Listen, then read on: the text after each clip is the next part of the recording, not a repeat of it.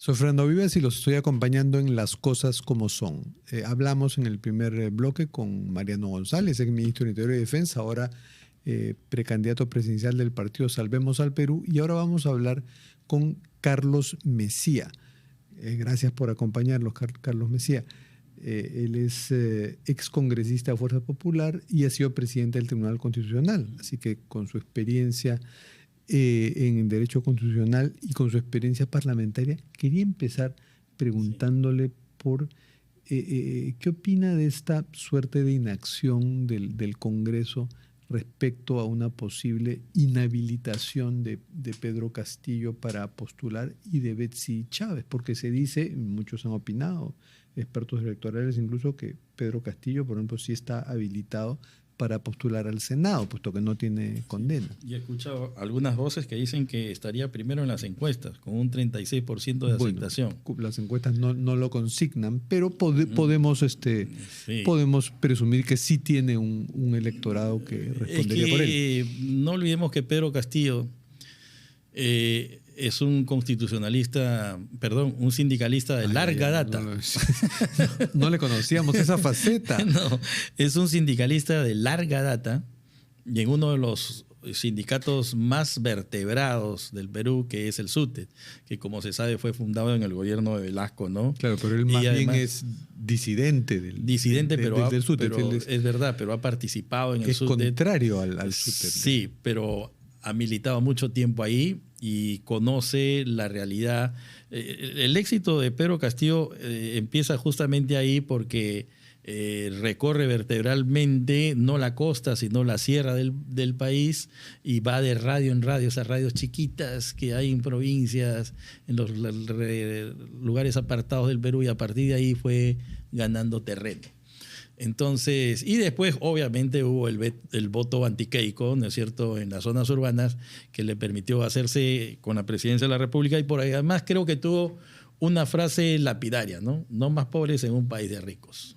Que ni siquiera es suya, eso es más Cerrón, en realidad claro, pero digamos, Cerrón es el autor intelectual de lo más eficaz que haya podido pero creo que fue una buena hacer frase. Castillo en campaña. Fue una buena frase. Es, ¿no?, una buena frase. Así como Alan García una vez dijo, Lourdes Flores, la candidata de los ricos. Sí. Una frase, ¿no es cierto? Entonces, a veces pero Alan García uno sí puede presumir que es el autor de sus aciertos. Claro que sí. Entonces, regresando un poco a su pregunta. El Parlamento es una institución donde, digamos, se manejan por grupos parlamentarios, y los grupos parlamentarios manejan sus intereses. Entonces no debemos olvidar que gran parte de los miembros de lo que fue Perú Libre eran allegados a Pedro Castillo, que habían sido sindicalistas con él, y es probable que él, sotoboche, no lo sé, tenga una propia bancada que está, digamos, conversando, por no decir negociando, conversando intereses, posibilidades. Bueno, él tiene un pacto del que se jacta siempre Roberto Sánchez, que aún es congresista, que fue su ministro de Comercio Exterior y Turismo, ¿no? Entonces puede ser que eso esté pasando. Lo otro es que quizás la subcomisión de acusaciones constitucionales no le esté dando a las cosas la prioridad que deben tener. Bueno, no hay transparencia en esa subcomisión, ¿no? Porque no sabemos exactamente cuál es su agenda, su carga procesal y cronológicamente, como que se maneja los apuros por las denuncias de acuerdo a los intereses de cada grupo. Claro, le van poniendo el tiempo en función, creo yo, de los arreglos a los que se puedan llevar. Y cuando digo arreglos, no quiero decir necesariamente que haya cosas malas detrás de eso, sino que es parte de la política, ¿no? Pasemos a otro tema. ¿Cómo arreglamos el conflicto en tremendo lío entre la Fiscalía de la Nación y la Junta Nacional de Justicia? Es tremendo, y ya cualquier decisión que tome un lado o el otro está ya prácticamente viciada por la subjetividad. Y a mí me da la impresión que la Junta Nacional de Justicia esta vez está actuando bien, ha tomado las cosas con más calma. Le está dando su tiempo en plantear esta denuncia a la fiscal de la Nación, Delia Espinosa, porque está respetando el debido proceso, no se está apurando, como pasó con Patricia Benavides, y me parece que es cuestión de tiempo. Ahora, la vicepresidenta de la Junta Nacional de Justicia, María Cabrera, ex jueza y ex congresista de Podemos, ¿no? Sí, exactamente. Que fue la jueza que sentenció, que mandó presa a Magali Medina. A Magali Medina, sí. Que además ha pertenecido a la bancada de Daniel Urresti y de Somos Perú, o sea, de Pepe Luna. Fue congresista por Podemos. Bueno, esta señora, esta magistrada de la Junta Nacional de Justicia, ha propuesto al Pleno de la Junta Nacional de Justicia una suspensión de Delia Espinosa.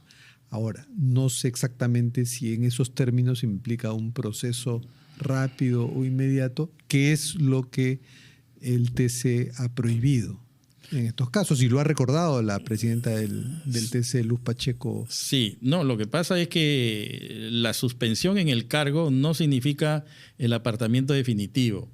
Lo que María Teresa está proponiendo al pleno de sus colegas, al pleno de la Junta, es lo que podríamos llamar una medida cautelar. Esta persona, la señora Delia Espinosa, está cuestionada, ha salido a la palestra con digamos, conductas que no se condicen con la altura del cargo que ella tiene. Por ejemplo, desconocer las resoluciones de la Junta. Claro, por más polémica que fue, ¿a usted le pareció polémica esa resolución en el extremo de que Delia Espinosa por unos días dejase su cargo de fiscal de la Nación? No en el extremo de reponer, lo que pasa sino de que dejara su cargo de fiscal de la Nación. Hay dos cosas ahí que hay que escindir. La primera es que la Junta Nacional de Justicia entendió que la señora Patricia Benavides había sido apartada del cargo sin las garantías del debido proceso. Declaró nulo el procedimiento de destitución que había llevado la Junta Nacional con sus integrantes anteriores.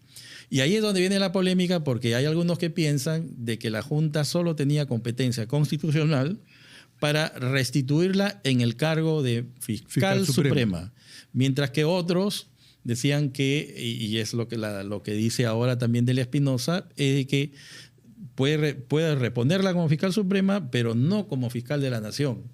Otros lo que señalan es que... ¿Usted qué pensaba? A ver, yo considero que si la nulidad siempre es hasta donde está el vicio, ¿no?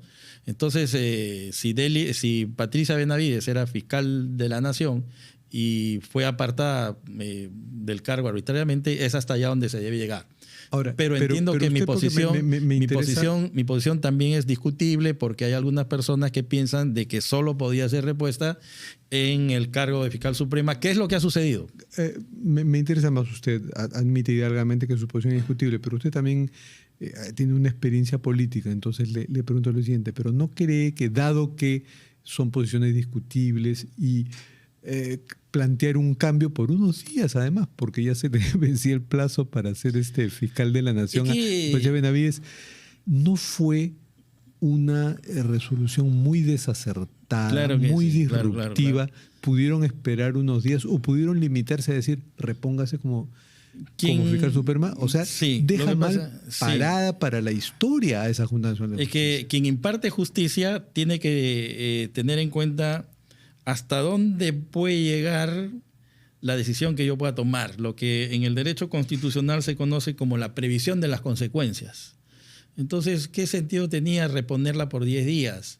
Era mejor, ¿no es cierto?, solo como fiscal suprema, y dejar que el Consejo de Fiscales decidiera la elección de una nueva persona. Finalmente, pero, en fin, a regañadientes, renuente y todo, pero finalmente Delia Espinosa sí aceptó que fuese fiscal suprema, ¿no? No le quedó otra, porque ella estaba renuente hasta que la Sala Suprema, conformada por César San Martín y compañía, decidió de que ella había faltado a la ley al desacatar la resolución de la Junta Nacional de Justicia. ¿Y le parece, por esa previsión de las consecuencias, por ese realismo, por esa sensatez, por ese reconocer lo discutible, como pueden ser algunas cosas, que una salida razonable, sabia, pudiese ser, no sé cuánto tiempo tomaría, pudiese ser que esto se lleve, bueno, tendría que ser la Fiscalía de la Nación la que lo lleve a una demanda competencial en el TC,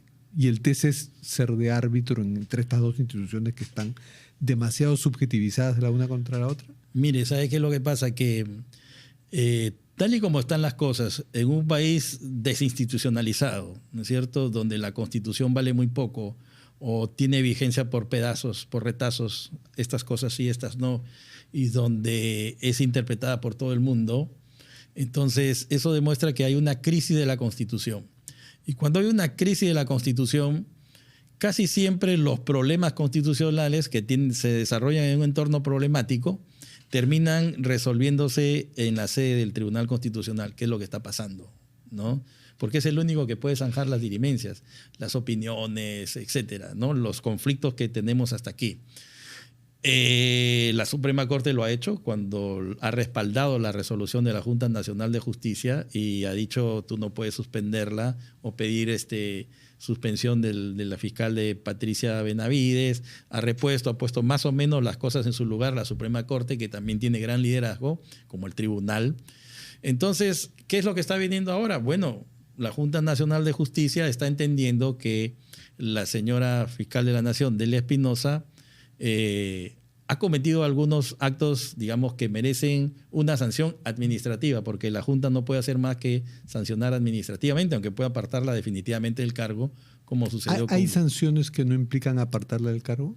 Sí, claro, digamos suspensiones, amonestaciones, pero básicamente lo que la Junta Nacional de Justicia está ahí es precisamente para determinar si es que los magistrados del más alto nivel deben continuar en su cargo o no por la comisión de supuestas infracciones o conductas a la función, ¿no? Hay un problema también con la Junta Nacional de Justicia, que a diferencia del TC, que hay que reconocer algo, más allá de que el TC también puede equivocarse, también puede dar sentencias polémicas en el TC, y son testigos todos los televidentes a través de nuestros programas.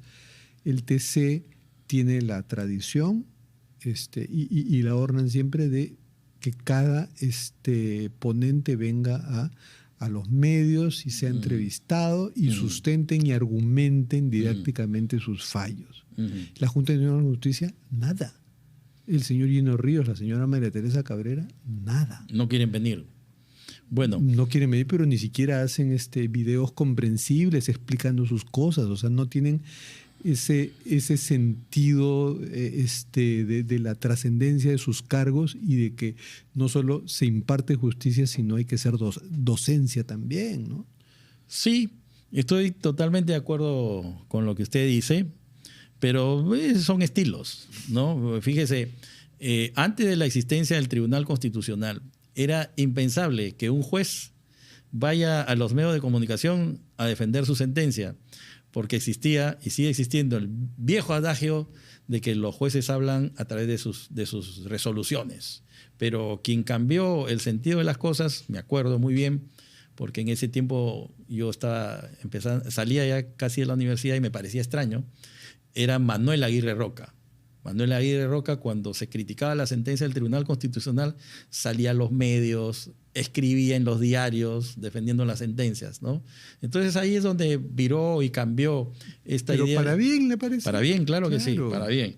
Entonces, transparencia, además la población tiene derecho a estar informada. Sí. Bueno, pero en este caso creo que más que a María Teresa Cabrera le correspondería al presidente de la Junta Nacional de Justicia salir y aclarar las resoluciones. Sí, claro, a él, ¿no? a él es que como ella es la que ha propuesto la... Exacto, lo que pasa es que ella está actuando como una suerte de fiscal instructor, ¿no? O como una suerte de juez instructor que debe hacer la denuncia en su debido momento ante el Pleno de la Junta. Tengo entendido que ella tiene a su cargo el área de procesos disciplinarios. Sí, entonces ella está llevando a cabo el proceso investigatorio y no puede demostrar parcialidad. No puede dar opiniones a favor o en contra y debe guardar su lugar. Pero ¿Y qué piensa de la otra decisión respecto de, es íntima para ellos, pero también necesitamos conocer los fundamentos de salvar al presidente Gino Ríos de una vacancia por no calzar dentro de la ley que pide idoneidad moral y no tener antecedentes como sentencias por violencia familiar, que él sí las tiene, aunque no sea dolosa, pero hay un artículo ahí, el 17, que dice expresamente, sí, que eso no, puede lo ser que pasa es causal de que vacancia. se ha querido aplicar al señor Gino Ríos Patio una ley que en el momento en que sucedieron los hechos no estaba vigente, o sea, y no se pueden aplicar las leyes de manera retroactiva.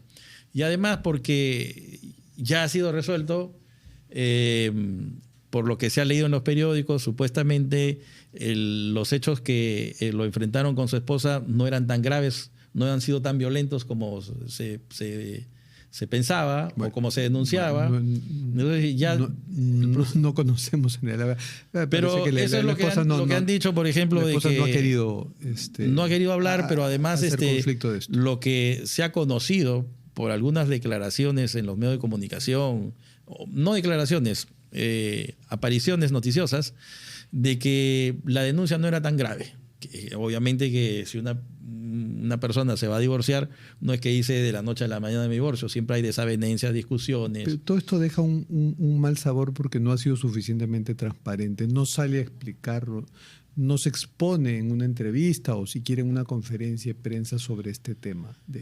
En el caso de él, ¿no es cierto? En el caso del presidente de la Junta. Por la majestad de su cargo debiera ser. Debiera, sí, pero no lo quiere hacer. Yo creo que es un poco temor a las preguntas y a las repreguntas. Prefiere mantenerse en una suerte de personaje o funcionario público más allá de la noticia, más allá del bien y el mal, ¿no es cierto? Y entender de que las formas, el procedimiento de supuesta vacancia que ya terminó, se ha dado por resuelta la página, otra cosa mariposa, y entonces vamos para adelante, y ahora lo que viene es el proceso de sustanciación contra Delia Espinosa. Me parece que es un estilo, no es el mejor, sería mejor que cuando hay este tipo de cosas los funcionarios salgan a aclarar, ¿no? Hacemos eco de su llamado, ¿no? Salgan, por favor, magistrados, a aclarar sus fallos y argumentar y hacer docencia. Muchas gracias, sí. doctor Carlos Messía, ex congresista y ex presidente del Tribunal